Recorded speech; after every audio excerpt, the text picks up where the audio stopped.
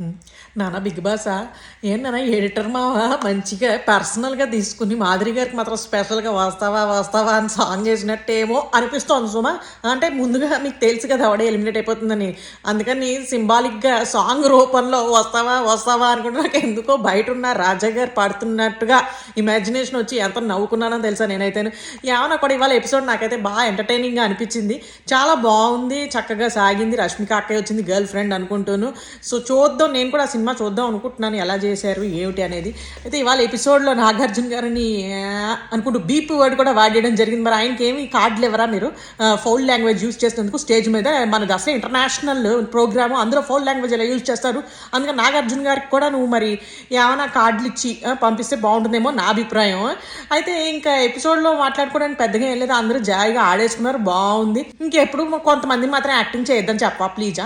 చూడలేకపోయాం కొంతమంది యాక్టింగ్ మాత్రం. పేర్లు ఎందుకులే కానీ కొంతమంది మాత్రం చేయొద్దని చెప్పేసి థ్యాంక్ యూ వెరీ మచ్. అలాగే మరి మాధురి గారు మీరు ఉంటారనుకున్నామండి ఫ్యామిలీ ఎపిసోడ్ దాకా ఉంటే చాలా బాగుండేది అనుకున్నాం మేము అందరం కూడాను.